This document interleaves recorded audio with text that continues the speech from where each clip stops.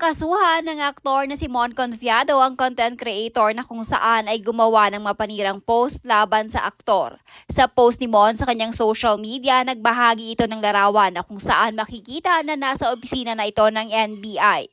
Kung matatandaan, ilang araw pa lamang ang nakakalipas nang sabihin ni Mon sa content creator na ipapahanap na ito dahil sa ginawa niyang post na walang katotohanan.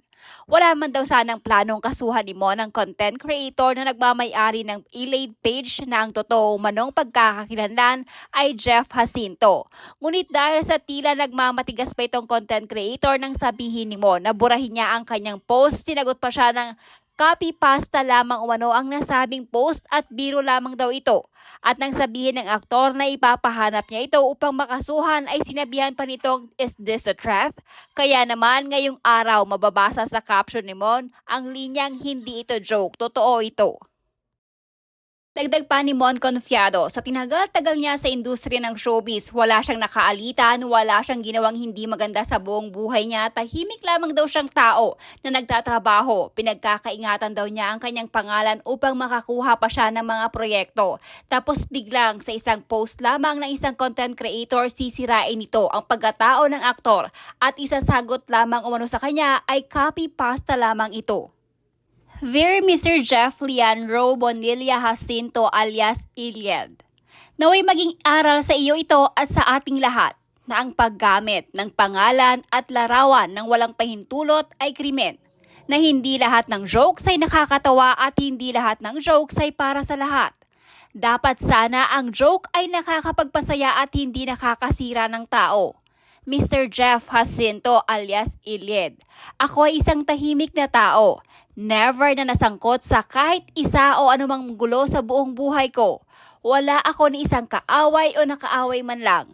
Ako ay tahimik na nagtatrabaho lamang bilang aktor. At bilang aktor, ang aking pangalan ay aking pinagkakaingat-ingatan dahil ito ang aking puhunan para ako ay makakuha ng trabaho. Ngunit ako ay nagulat dahil biglang direktang ginamit mo ang aking pangalan at larawan nang walang pasintabi sa isang joke na tinatawag niyong copy-pasta. Ang problema, kahit ito ay isang joke o meme lamang, hindi pamilyar ang lahat ng tao dito at ito ay ipinost mo sa Facebook. Alam mo naman, ang mga tao ay napakadaling maniwala sa mga ganyang post. Siyempre, ang ilan dyan ay maniniwala at ire-repost agad dahil katulad mo ay gusto lang din makakuha ng mga likes kahit may masagasaan. Ako ay mga ginagawang pelikula, may mga endorsements at may ongoing na transactions para maging brand ambassador ng isang produkto. Paano kung dahil sa maling pagkakaintindi sa joke mo ay maapektuhan ang aking mga trabaho? Dapat ba ay tumahimik lang ako? Dapat ba ako pa ang mag-adjust at pabayaan ko na lang at huwag na ako mag-react? Mr. Jeff Jacinto, uulitin ko, ako ay nananahimik at ginulo mo. Pero nung nag-comment ako sa post mo at sa messenger mo, sinabihan mo pa ako ng, "Is this a threat?" Hindi mo pa din ito tinanggal hanggang kinabukasan ng gabi. Oo, nag-public apology ka kunwari later on pero sarcastic at hindi sincere. At wala ni katiting na pagsisisi at proud ka pa sa ginawa mo.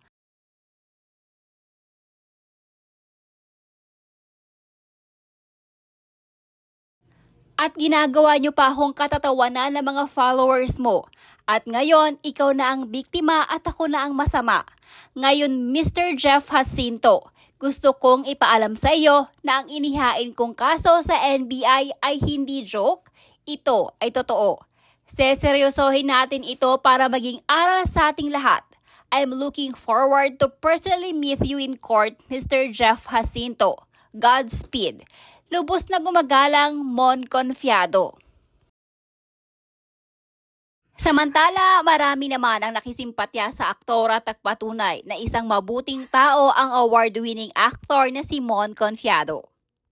I know some of my friends who follow that page na sinasabi na boomer pala si Mon or di magets ang meme. Pero I think they're kinda. Mon Confiado has a point on why ayaw niya sa meme na ito. He just said it in a nice way na tanga pa naman mga Pinoy. Kahit na copy-pasta yan, may naniniwala na ginawa ko talaga yan. Kaya I think he's just justified taking it seriously.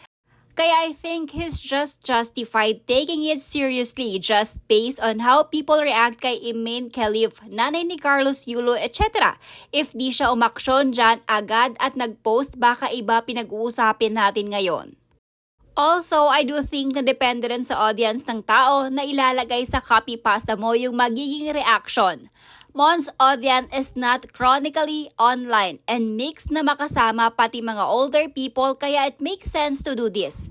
If Ilaid put a name ng celeb influencer na chronically online or may fanbase na chronically online, I think kaya nila sabayan yan or just ignore it. It's the mistake putting a name na di naman or with a fanbase na same humor. I'm chronically online to a fault but I'm unaware of this trend. I honestly would have believed it. I think especially with the roles Mon does, it's not difficult to paint him as the bad guy in real life too. What kind of sick trend is this that people resort to character defamation and straight up fabricate lies just because they're hiding behind supposed anonymity? I didn't even know copy pasta until a few months ago. Medyo small population, at least sa FB lang ang may alam ng copy pasta. Kind of posting kaya hindi talaga lahat magigets yung joke at marami talaga ang maniniwala doon sa post. Hindi ang mga hindi nakakaalam ng copy pasta. Some of us ay hindi lang talaga chronically online to be exposed to different kinds of content such as this. Madaling maniwala ang karamihan sa mga posts sa Facebook, lalo na kung yung page ay may huge number of followers since they equate the number of followers with content credibility. However, nasa internet yung story na yan kay Mon, he cannot defend himself and explain it to everyone. Tama lang nakasuhan yan. Feeling powerful kasi yung mga page owners nagtago sa ibang name, akala nila hindi sila matrace. Nakakainis din basahin yung apology post niya, good luck sa kanya. Mon Confiado is a class act. Napakagaling niya and maayos niya kinausap yung ilad na yan. In the first place, ang ayos ng pakikipag-usap tapos yung ilad pa yung may audacity to play the victim. Saka friendly and approachable naman siya. Kaya walang sense talaga yung copy pasta ko noon na rude daw si Mon. Tama lang na Mon is taking a stand against misinformation. Good on Mon for politely standing up himself with such eloquence. Honestly, he sounds like a really good guy and I'm sure if there was a sincere apology followed with remorse and recognition that something was wrong, it wouldn't have reached this point. I can't believe that people don't have the most basic of manners and kailangan pa masampahan ng formal complaint para matuto ng basic decency.